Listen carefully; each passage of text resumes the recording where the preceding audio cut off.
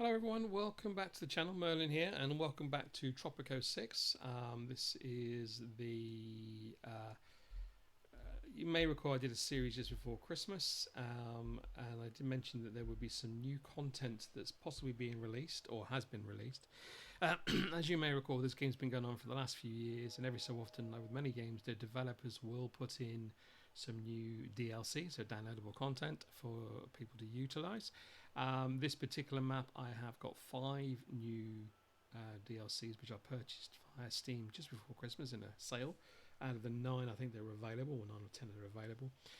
Just a point of order on this is that when you do purchase new DLC and you are playing the Sandbox map, if you want to incorporate all the DLC into your Sandbox map, you do need to start from scratch. So this is a brand new save for me. Although I say brand new, I have 5 different saves to show you. But in the meantime, it's just to give you an idea where we're at. A lot of it's not changed, to be brutally honest. So actually, probably will be is that I will scoot from this one to the third to towards the end, just to give you an idea of where we've gone to. Now, as like with all games, you always start off with your shacks and trying to kind of get people in place, and that's no different in this game. And as we can see, as we move forward, we go into the second era, which is the World War era.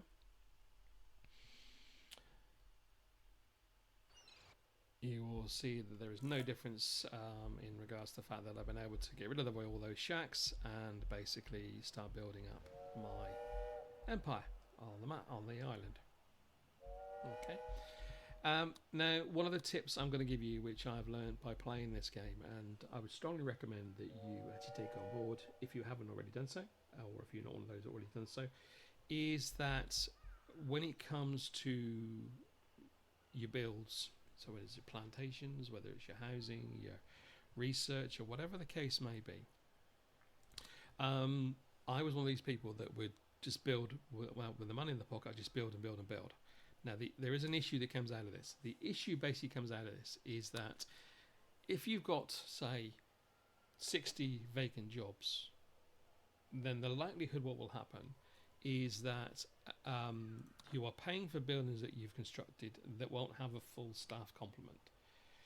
So you can see here, the Fisherman's Wharf hasn't got any staff in it at the moment because there isn't enough to cover what I need, and when we get to the next save in a moment, the fifth of the 5 saves that I've done, then you will see that I've been able to kind of manage that as well, in a sense that there are 3 ways for immigrants to come in. Firstly, via the trade ship. So once every 6 months, or faster if you've got an edict on, they will deliver anything up to say 10 or 12 immigrants to the island.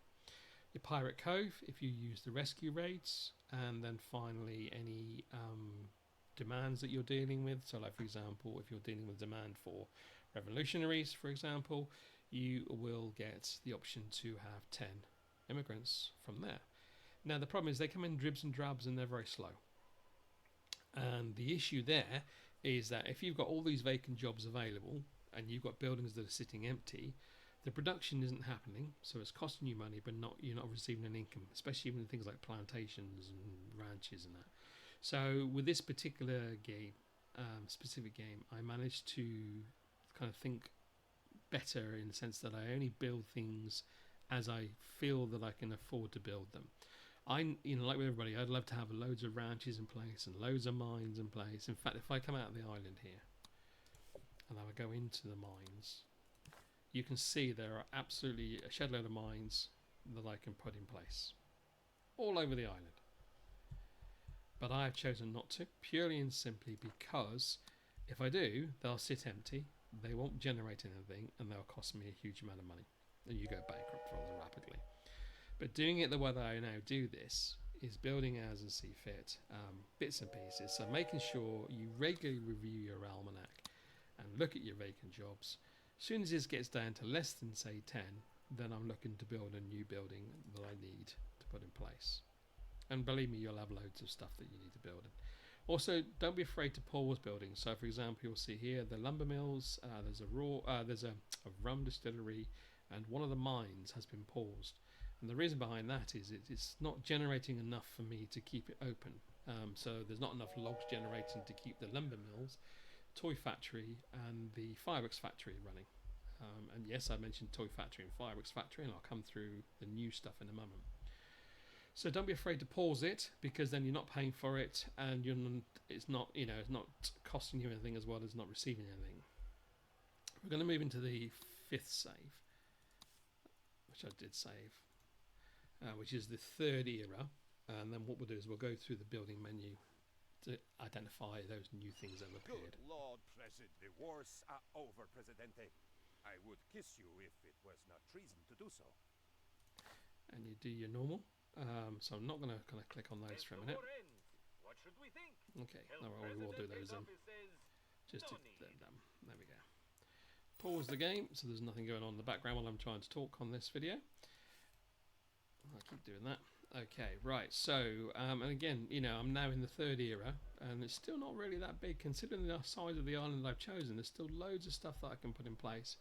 And again, if I go for my almanac here, I'm at a stage now where I've only got 3 jobs available. So I'm at a point now where I can start putting new stuff in, and of course, obviously, this is because we're in a new era. Now, I'm going to go in the build menu now, just to kind of go through some bits and pieces. Because of the 5 concepts, one, say, for example, llama of Wolf Street or something, and then you've got Caribbean skies and stuff like that. You'll have stuff that's new with you can build. So, for example, in the traffic and infrastructure, we now have a cargo airport, a drone taxi, and a drone delivery. We didn't have them before. The food resources hasn't changed. The industry, there's some new industry things. So we mentioned about a balloon factory and a fireworks factory. That's new. As is the smart furniture studio, drone factory, and battery plant. These are all new things that weren't available before. The housing, the only thing that's changed in housing is an official residence, and that is for faction leaders. So basically, you have a faction leader that lives in this. So it could be a situation. What you do is there are, in the 3rd era, there are 6 factions, I believe. So you can build 6 residences. They all sit in there, and then they pay the rent to your Swiss bank account. Your entertainment, you've got things like the dance school is new, festival grounds, party blimps, and concert stage. All these are new items that have appeared. I think the only thing that's appeared in luxury entertainment is El Presidente Club. I don't think there's anything else that's new. There's nothing new as far as I can tell within this. The media, I think that's all the same. You've got balloon tours now, and I think the ethnic enclave is new. Ticket booth is also definitely new, as is the super villa. The drone home delivery and beauty farm and rehab centre, they're all new. And I think that is it as far as that's concerned. The corruption agency, trade industry are definitely new. The trade industry is because obviously the llama of Wall Street DLC, and that kind of helps you with your trade prices. And that's about it. So that's kind of where this comes into it. And people will say, well, why are you bothering if there's very little change? Now, there are certain other things that have or haven't appeared. So, for example, with trade, you get something called topsy-turvy, which changes the prices, both export and import, to your favour. So, they appear as and when. It's not something that's kind of like jump up and down like with any of the content. It's not going to be things that are going to revolutionise the game. It's just additional content to an existing game. So, for me, I'm playing it again for a second time on a full save, purely and simply to see what the new content is. That's the only reason behind it. And that's pretty much it for this particular video. I don't think there's much else that I can talk about at this moment in time. What I will do is I'll release the second video on this when I get towards the end game, just to kind of give you an idea of what's kind of new stuff has appeared. So things like the blimps, etc., the balloon tours. So once they are in place, I'll do a second video for you. But other than that, there is very little more that I can show you on this game that I haven't already seen in the series before. So please do revert back to the series, apart from the hints and tips that I've mentioned previously, and that is to make sure that you don't overbuild, because it will cost you money for no production. Any comments, or hints or tips that you have yourself, please do put in the comment section. And if you've liked and seen what you've seen today, then subscribe and like as always. It does help because it does help the algorithm when it gets sent around, and I know everybody says the same thing, but it does, because obviously the more people that see it, the more people that subscribe to it and like it, the more likelihood then that there are other people that will be looking into the same sort of game as well. But other than that, thank you indeed for watching, and I'll catch you in the next video in this particular series for this, and I'll see you soon.